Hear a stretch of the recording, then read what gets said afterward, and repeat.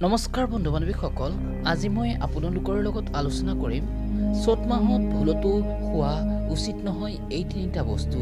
লগতে খাওক এই বস্তু, ইয়াক অতিকৈ শুভ মানা হয়। গতিকে ইয়াৰ বিষয়ে যদি সবিশেষ জানিব বিচাৰে তেন্তে আহক প্ৰথমে ভিডিঅ'টি আৰম্ভ কৰি লওঁ।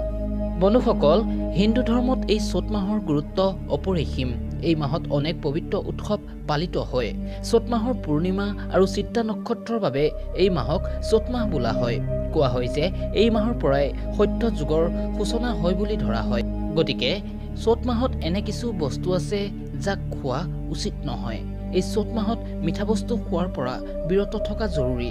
সেয়েহে এই মাহত গুড় আৰু চেনি মিশ্ৰিত পৰা যিমান পাৰে দূৰৈত থকা মংগল। এই চ'ত মাহত ষ্ট্ৰবেৰী জাতীয় ফল খোৱা একেবাৰেই উচিত নহয়। ই স্বাস্থ্যৰ ক্ষেত্ৰত বিৰূপ প্ৰভাৱ পেলায়।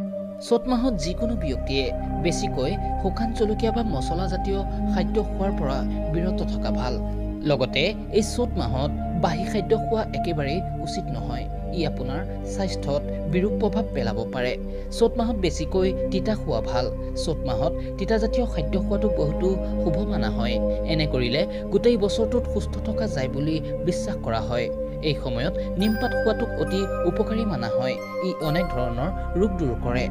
চ'ত মাহত বুট খোৱাটোক শুভ মানা হয়। ই স্বাস্থ্যৰ ওপৰত ইতিবাচক প্ৰভাৱ পেলায়। এই মাহত খাদ্য কমকৈ জলপান বেছিকৈ কৰা উচিত। চ'ত মাহত সূৰ্য দেৱতাৰ আৰাধনা অত্যন্ত শুভ মানা হয়। সূৰ্য দেৱতাৰ পূজা কৰিলে বিভিন্ন সমস্যা দূৰ হয়।